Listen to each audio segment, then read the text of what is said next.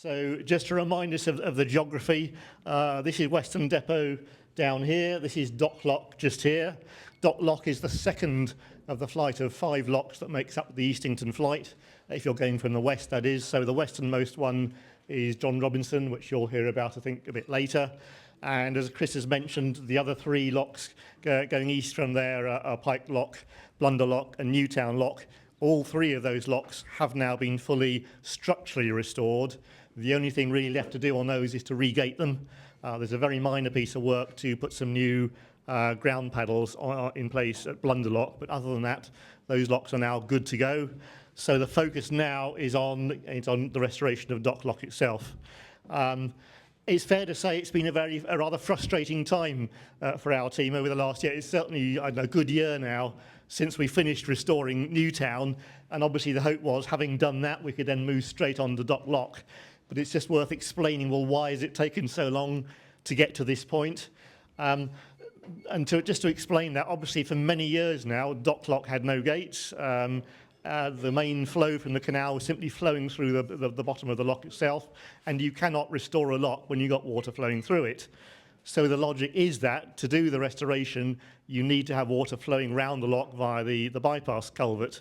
That also means for that bypass weir to come into effect, you need to flood this pound immediately above the lock. And that's effectively what's taken us so long to get to that point. We're all aware of our friends, the water voles we talked about. So for some years now, we knew that all water voles in the banks along here, they all had to be translocated. The banks had to be reprofiled to put in a nice sloping profile that Pete was talking about earlier. And we had to have an operating spill weir. Now, a new spill weir was actually put in at Dock Lock many years ago now, but they never actually got round to installing an outlet pipe that would actually go around the lock and into the pound below. So the original plan was that while that work was going on, we'd make use of the old spill weir, which you can just about see it around here. Anyway, it's on the north side of the lock. Unfortunately, one of the first things we found was that old spill weir was no longer operable. That spill weir used to flow over into the Oldbury Brook.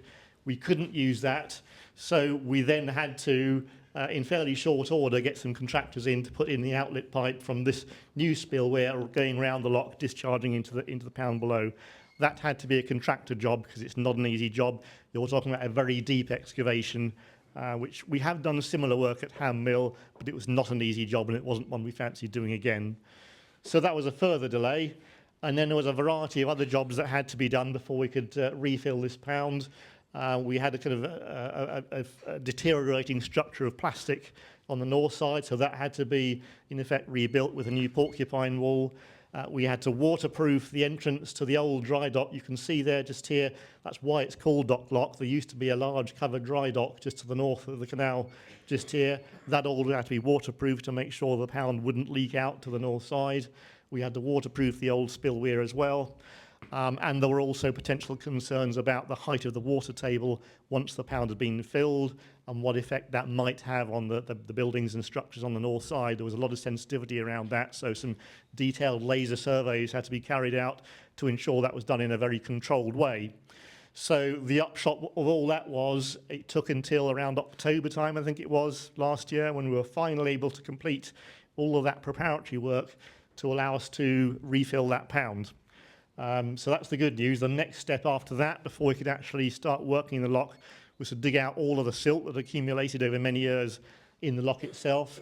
To do that, we had to put in a new berm down here, in effect a bank of earth, sloping down into the canal so we could get plant and equipment excavators and a sludge pump into the lock to actually dig out all of that, the silt that accumulated. So I'll call them our digger team. I'm not sure they have an official title. They did an excellent work on that. We had struggles with plant failures over that time, but finally around early February, it would have been this year, we were able to get out all of the silt from the bottom of the lock, and around the middle of February, we finally were able to scaffold up the lock and crack on. We had a lot of help in that early stage from John Pontefrat's team to get the scaffolding in. Shall we go to the next slide now? So we've had now about 6 weeks of actually working on the lock. There are roughly 5 areas of work that we're going to be doing as part of that restoration programme. And I'll hand over to Andy at that point, if that's all right, Andy, to tell you in more detail about what those are and where we're at. I think it is because you just give me the microphone. Okay, so as Matthew said, this is an aerial view of it with the scaffolding that was put up. This is the towpath side, and the other side where the old dock lot used to be down there, the dry dock, sorry. So first stage is put the scaffolding up, which probably takes 3 or 4 days, with bridges across so we can walk backwards and forwards.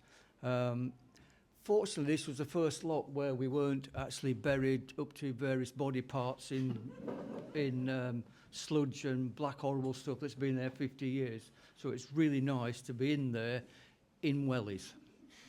First time. Next slide, please. Thanks, Kate. So as you can see, well, I can't see because I'm too close. So as you can see on this side, this is the problem we were facing with the vegetation here, and lots of ivy down here, all in the walls, all the way down. And these coping stones, you can see all the vegetation and roots from the Christmas tree all the way along here, all the way along the offside. No, gaps there, don't need gaps, they're not good. Not good. You can see all the patchwork of brickwork, all the multicolours going on there. And then the far side, that's us taking some of the coping stones off, but we did have a great amount of help, which I'll explain in a minute on another slide. So this lot here was problem, and this lot here, see all the vegetation, so that had to come out. Took quite a lot of time to dig that out, and in fact some of it is still in there, so you've got to get in between all these mortar joints to try and get the ivy out and the brambles. There was an old lock ladder on the towpath side, but you could only climb up it on tiptoes because it's only about that deep. That's not good. So we've had to, on all the other 3 locks, on this one as well, we've had to cut out 2 separate alcoves, if you like, to actually put some new lock ladders in. So these have something like, if I remember the numbers now, about 590 across and 340 millimetres deep. So what we have is a specialist brick saw with a double blade on it, very heavy. Small people, very heavy equipment. So we cut down these 2 grooves, probably 2 or 3 inches at a time, pull all the cut bits out, and just keep going back till we reach as far as we can. Then we have to cut all the brickwork out, and then go down, and then go down, and then go down till we're about 1 metre from the bottom of the canal, times 2 on both sides. Takes a lot of time. And it's really hard work. Okay, next one, please. Okay, so this is same with the ladder. This is peering down the abyss down to where the ladder's going to go down. And each time we drop the scaffolding down 1 level, do a bit more scaffolding down, drop 1 more, so on, till we're down the bottom. Dock lock is the deepest lock, I think, in the whole series of locks in the whole canal. Various reasons for that. And there's a very good reason why Blunder Lock was called Blunder Lock, but we haven't got time to explain that. So that's what we've got to do. We've got to smooth all these surfaces off, put a concrete liner on and install a lock ladder. This is the scaffolding that we're moving up and down. And the coping stones you'll see here on there, they were removed by, I don't know if you heard of Waterways Recovery Group, Burgess we call them. They're a bunch of people who travel around the countries doing tremendously good work on canal restoration. And these folks came a couple of weeks ago and took all these massively heavy coping stones off, which you can see some of the size of them there. They're very, again, incredibly heavy. So they probably saved us probably about nearly 2 months worth of our work over the weekend. Immensely grateful. To do that, you've got to dig out the back of the stones and then pull these back, repair the brickwork, and then put them back again. Sounds easy, doesn't it? Sounds easy. The other feature was on this slope up here, there's a wing wall where the beams go. You've got to have a flat surface. But unfortunately, the garden slopes all over the place. So they had a wall here where the gates used to be, where they used to walk. But this bit of brickwork there was just dry bricks stacked on top of one another. Really easy to take down. So we got to rebuild that as well, which is an extra bonus of our job to do. And then this, what we're doing now is, as Matthew said, we had to build this ramp down. We've had to move it back because the other thing we have to do, presumably you're familiar with stop planks which block off the end of the canal, which go down channels. I think all the locks only had one set. We've had to put a lower set in down the bottom end there. So we've got to cut the channel out on each side and drop the stop planks in. Unfortunately, the bed of the canal is brick, but it's inverted. It's like a U shape, which is very difficult to get a good seal with a solid piece of wood.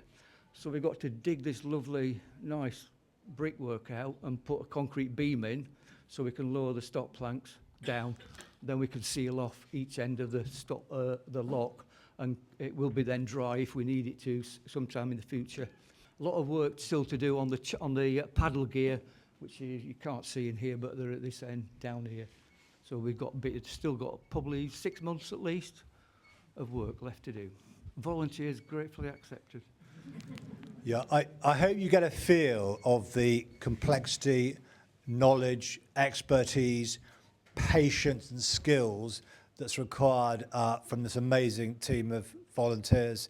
So Matthew and Andy and your team, thank you so much for what you've done and for all the great work you're doing.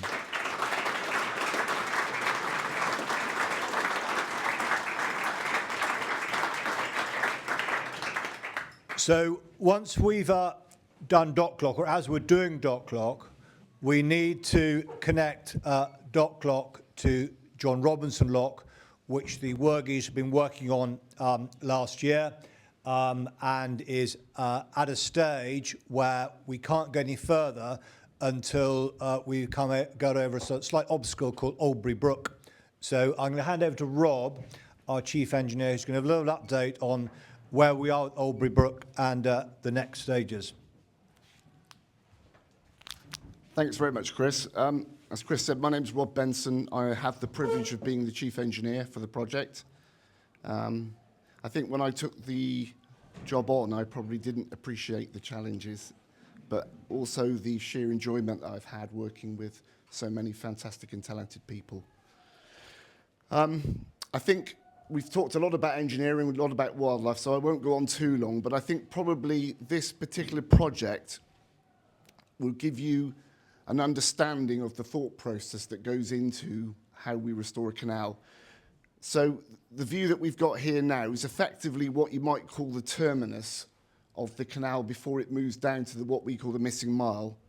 The missing mile was a section of canal. So if you look at the drawing there, you can see it goes up by the side of the Ecotricity or Forest Green Rovers training pitches. The canal used to follow that line up to the motorway. So in the 70s or 60s, when the motorways were planned, they really didn't have much thought about the ramifications of the engineering projects they were doing. And so they decided effectively to abandon and fill in the canal. So the canal, I think, was abandoned in 1953. And up until that point, so mid-70s, early 70s, I think it had just silted up in some of the sections that we've seen earlier. And effectively, by filling the canal in, what it meant was that there wasn't a water course that they then had to bridge on the M5. So effectively, they were saving money. So what they decided to do was divert the water that did flow down the canal, which is fed from the River Frome further on back up the canal system, from a brook, which you can see in the lower right-hand side coming in. That used to flow into the canal, into what we now call just above John Robinson Lock, which again we've referenced earlier, which is one of the canals that's under restoration, over the bridge that John spoke about earlier, Westfield Bridge, that needs to be repaired, and effectively ends. That is where the existing canal stops. It then doesn't pick up again until Fromebridge, which obviously we've seen earlier. So what they decided to do, in their wisdom, was basically, instead of allowing the brook to move into the canal, they dug a course over a footbridge that you can just see in the middle there, which has some orange bunting on the side. It follows, then it arcs out past the industrial buildings just above, joins the River Frome. And that water course was actually dug in the 70s. It wasn't natural. And what it allowed the Oldbury Brook to do was, instead of feeding water into now the abandoned and filled in canal, it allowed the water to then discharge into the River Frome.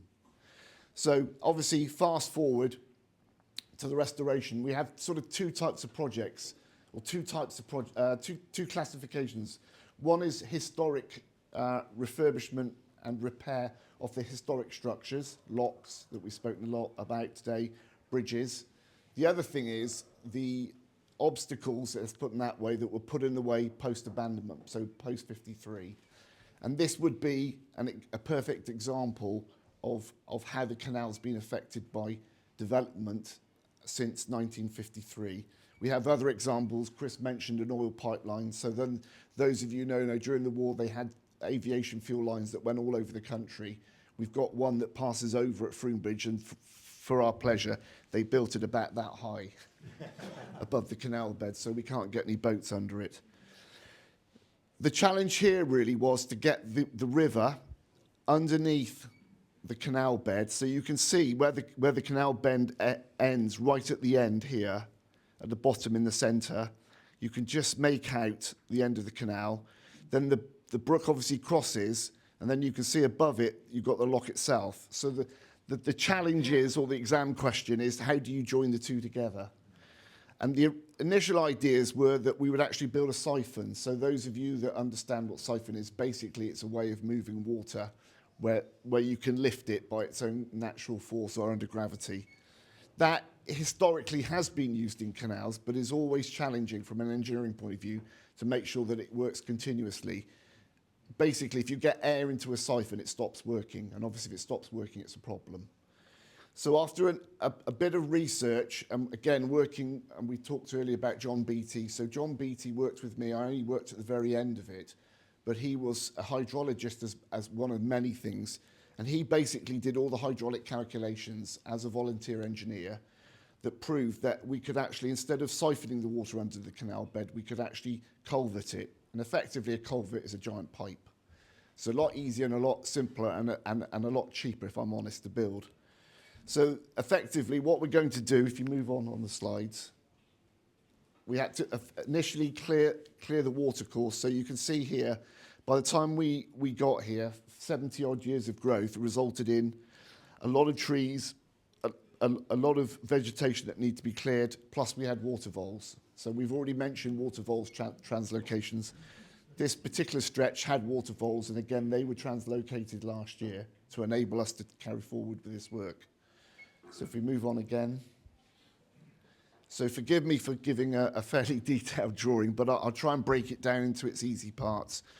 So at the bottom right-hand corner, you can see what was the old pound, and then hopefully you can see at the top left-hand corner the first set of lock gates. When they dug the channel through, which is basically the light blue column of water that goes through, they very kindly cut the front of the lock off. So basically where the front lock gates sit were basically dug out, and they no longer exist. So part of our challenge is to create enough space to construct the front of the lock and also the penstocks that need to fill the lock, and then obviously ensure that the brook can pass underneath the canal bed, and that we join the new pound onto it. And just to add, we've also got 11,000 kVA cables that you can probably see crossing the canal as well. So it is a microcosm, and that we do have modern things like ChatGPT, but there isn't a handbook on how you go and mend a canal. There just isn't. So you have to go through a thought process, and you have to try an awful lot of ideas, a lot of brainstorming, a lot of whiteboard time, I can say. A lot of marker pens have been used to try and really work through a combination of challenges that come together when you're solving any problem like this. So for obviously one of them is from an engineering point of view, how do we actually get the water past? Well, as I've said, we designed it in such a way now that we can pipe it, and the pipes are sized to a 1 in 1,000 year storm event plus 37% climate change. So if you see the brook in its normal flow and you think there's not much water going down it, you'd be right. We're not designing it for that. We're designing it for, I was going to say Noah's flood, but that might be a bit strong. But sincerely, there is historic evidence to suggest that that brook is flooded at times. So that's what we're trying to design for.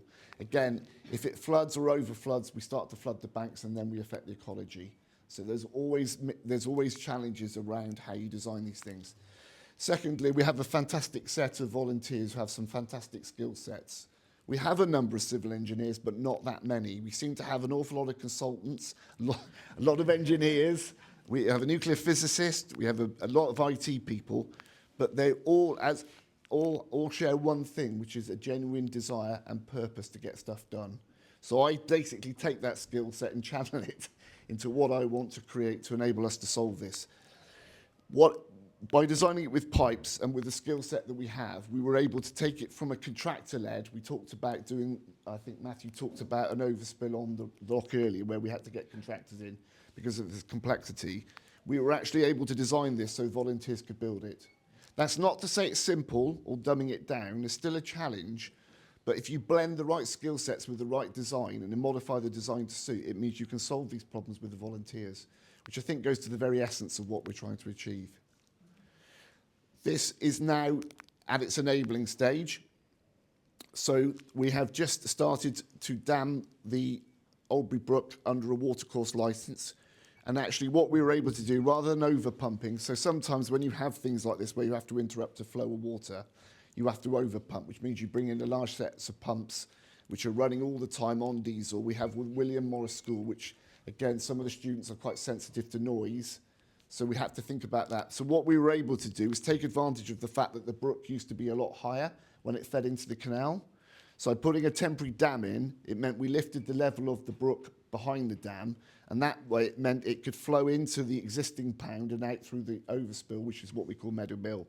So again, that doesn't involve any moving parts, it's just gravity. And as an engineer, gravity is a great thing for water.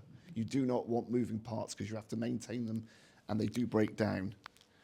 Work has been done now to dam it, so at the moment the brook itself is in low water and we've actually started to excavate part of the bank that allows us to get down onto a working platform. What I mean by working platform is a level at which the machines and the men can operate to safely put the pipes in. We're not quite there yet, but that's what's going to be happening over the next month. So really, from my point of view, thanks for your time, thanks for coming, and I think really what I'm trying to demonstrate is that there is an awful lot of talented people giving up an awful lot of time to achieve this fantastic opportunity for us to re-establish the canal.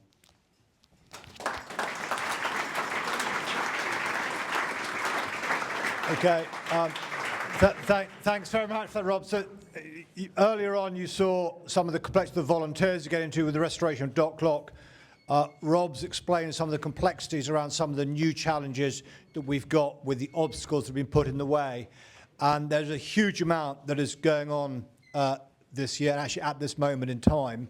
But actually it doesn't stop there because we've got another small project to do at Bonds Mill. And I'll just hand you over to Stu, who's the site leader, who's going to talk about what he's doing at Bonds Mill. So, Stu. Evening, everyone. Hope you're all well. Bonds Mill. This is the lovely Bonds Mill for anyone who doesn't know it or been to it. Come and visit me, come and say hi. Really breaking the whole thing down, what we're looking to do is this bridge is coming out and we're having a new one put in.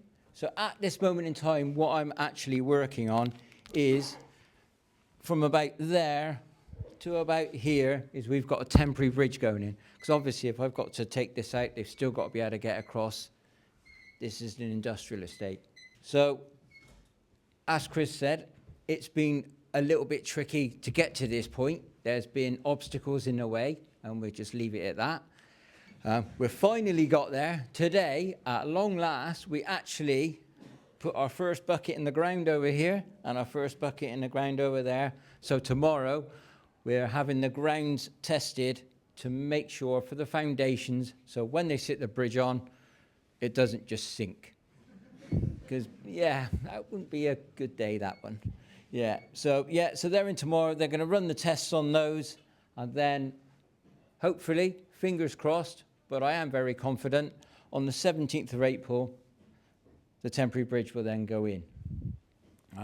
after that, we've got sort of bits and pieces after that to do to it, but we're hopefully that is when it is actually going to go in. I can't see why not.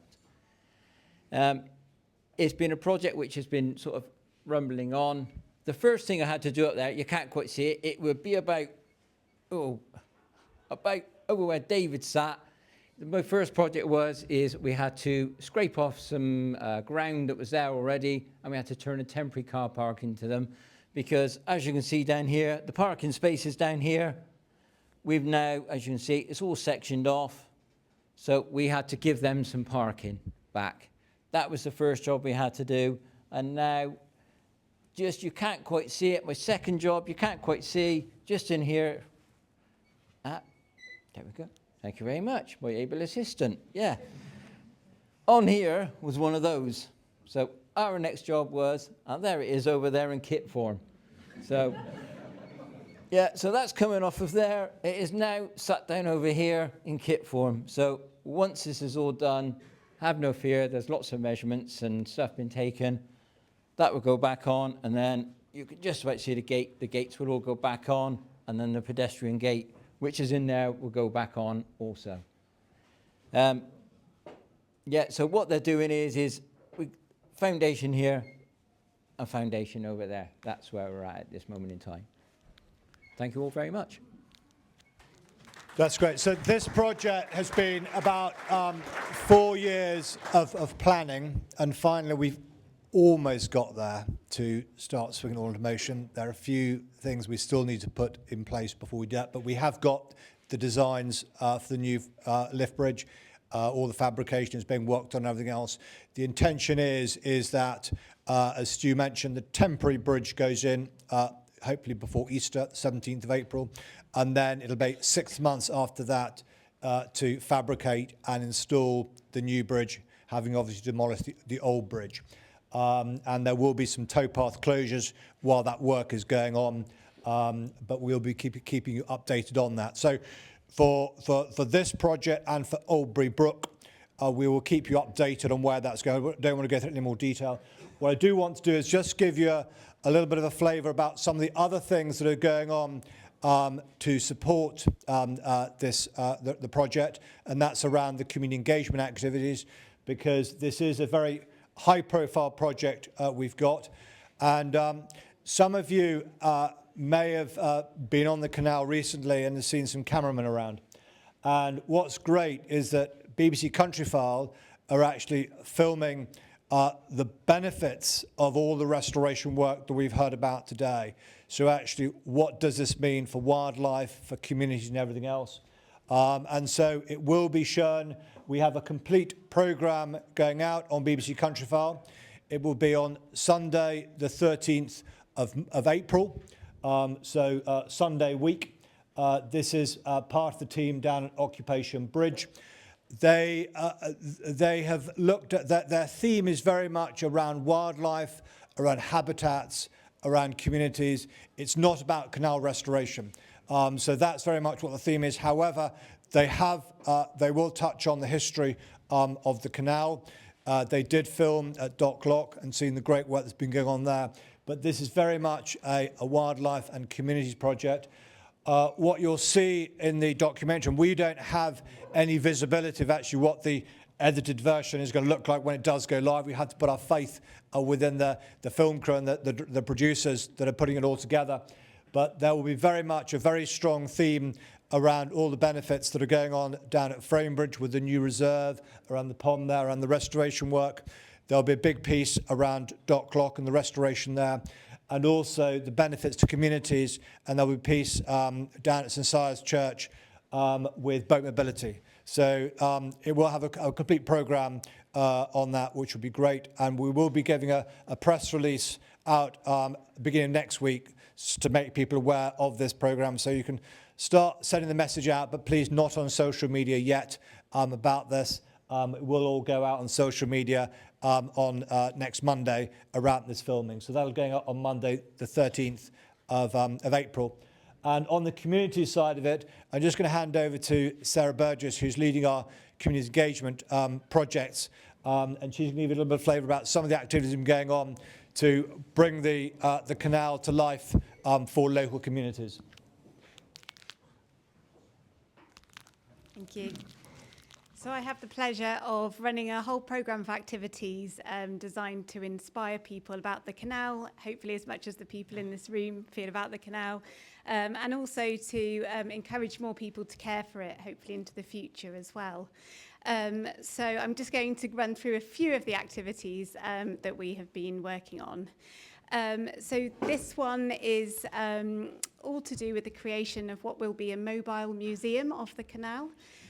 So we've been working with some artists called Miniature Museum, our heritage learning partners on the project, so Stroud Water Navigation Archive Charity and Stroud Water Textile Trust and Cotswold Canals Trust and Stroud Valley Primary School. So we went for a visit to Capel's Mill. We also took part in a boat trip with the Canals Trust, and then the children used this experience to create these particular drawers of their interpretation of what they learnt about the history and the landscape of the canal.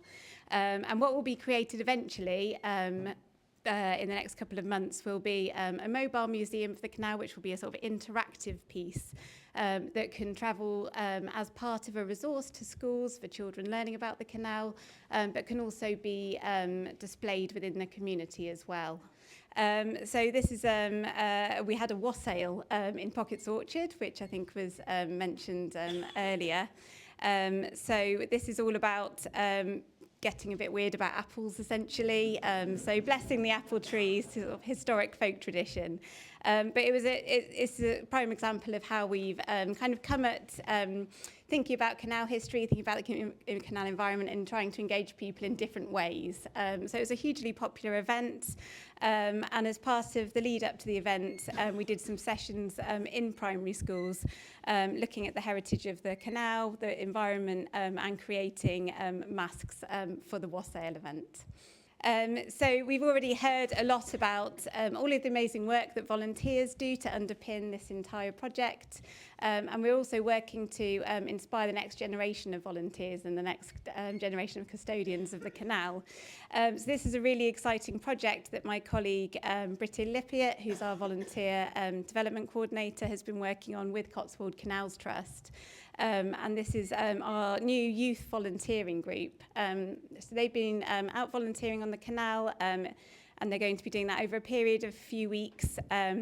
Many of them are working towards their Duke of Edinburgh Award, and they've been getting involved in activities such as hedge laying, wildlife surveys, litter picks, anything that's really needed for maintaining and caring for the canal. And this has been a sort of pilot project, but we hope to be able to run more of these in the future. What's been crucial for unlocking this, which we haven't had before, is that we've found volunteers who would like to come and lead this group on a weekend.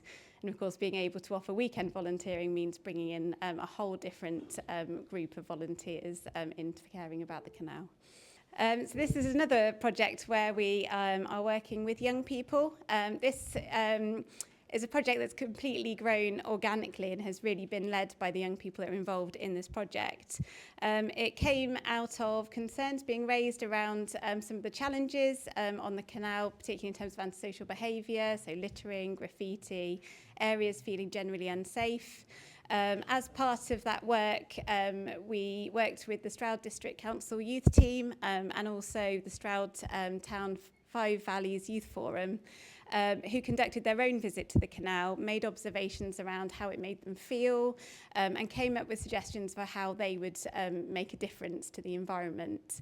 So this group are particularly concerned with issues around women's safety, and we're looking at the Dudbridge part of the canal. So if anyone knows that, that's the bit next to Liddell, where you have a sort of long lead up to this bridge that you go underneath. It's quite a long time before you can get off of the towpath, and it is quite enclosed as a space. So they've been leading on this project, and their idea has been to create a light installation underneath that bridge. So they have recruited an artist, and they led on the recruitment process, Debs Hoy. And then they have then been working with her to start designing what this light installation might look like. And this is a picture on the right here is where we had a visit down to the canal. You can see Keith there from the Cotswold Canals Trust.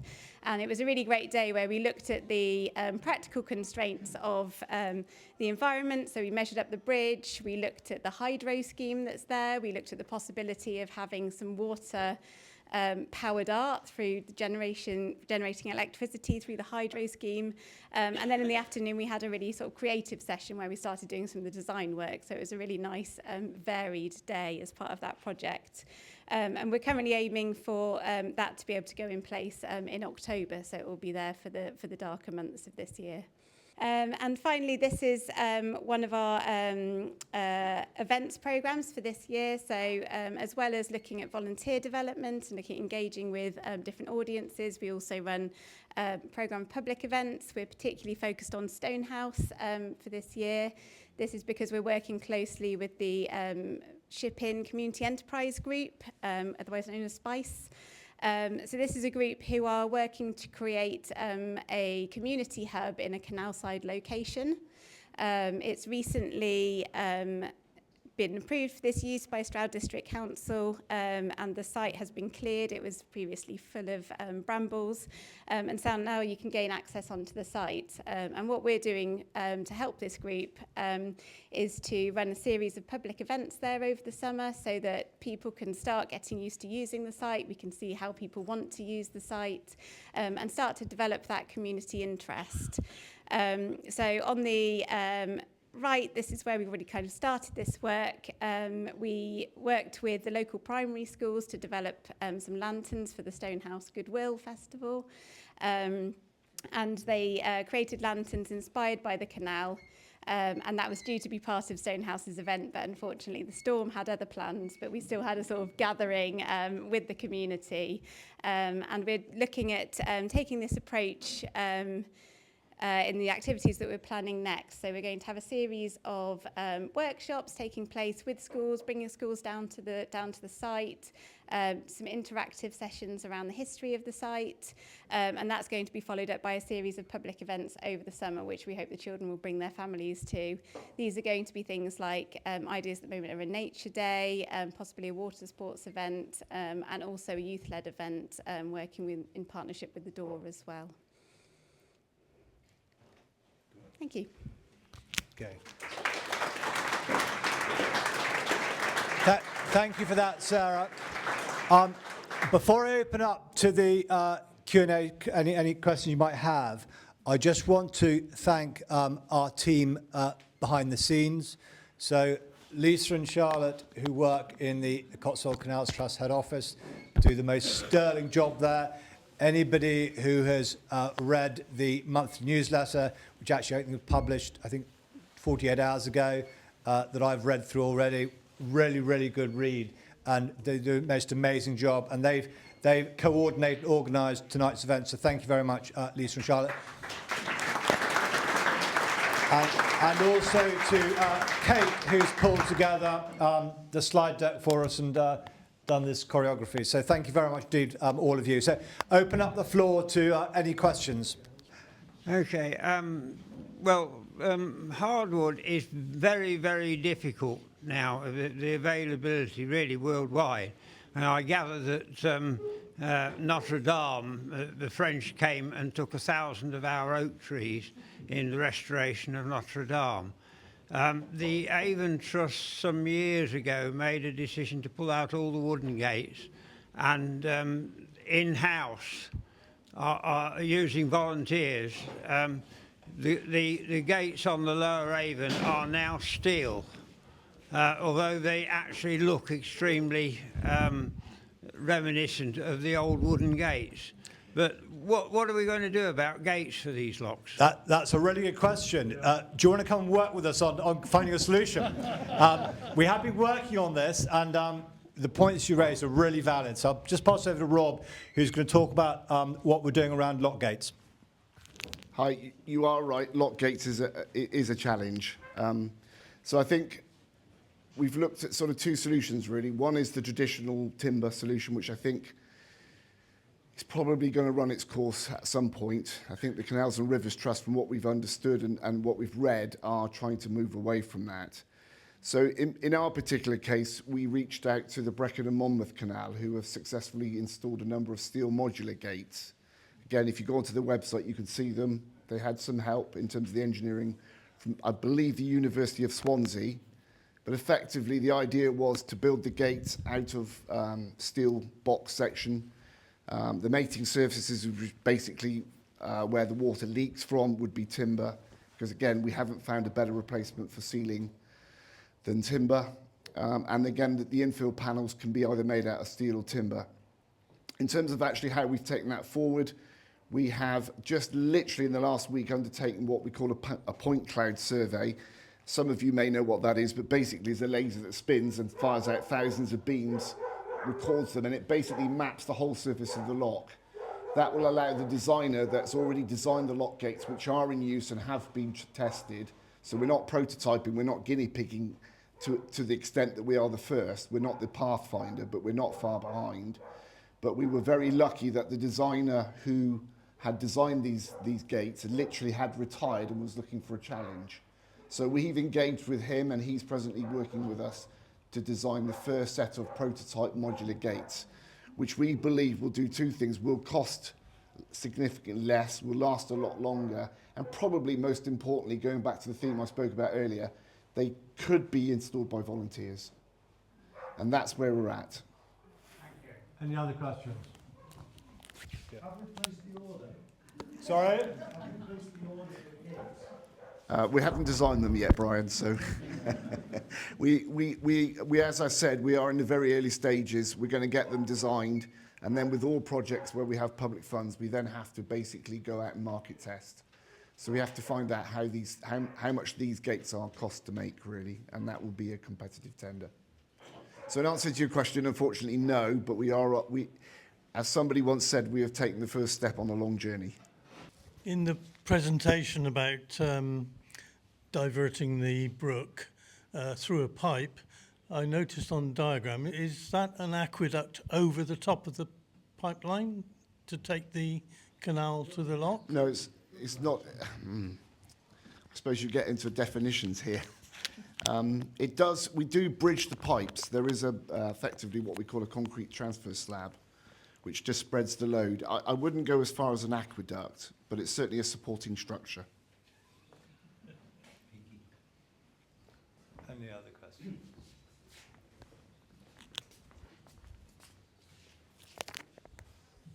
What do you think the problems will be with water supply for the canal? I think again, I'm not an authority on water management, but my basic understanding is that the lower part, what we call phase one, is ostensibly okay. I think we probably all know that if you don't know, the significant issue is what we call section 2, which is the Sapperton Tunnel as it moves up onto the Cotswolds, because the limestone is massively fractured. There are far more qualified people than me that can give you a dissertation on it. But there are potential solutions. You know, one of the ideas that they've looked at is the reservoirs or the old gravel pits at South Cerney being potentially harnessed to store water and be used. And I suppose there is very long term the water transit, the National Water Transit Scheme, which I think personally is a long way off yet. But in terms of the supply for the lower part of the canal, I think we're in reasonably good shape. I think it's like a bit like the water board. We've got to manage our leaks. So I think we'll close the session there, but please, if you've got any questions, please come up to the front, ask us those questions, enjoy the bar and everything else.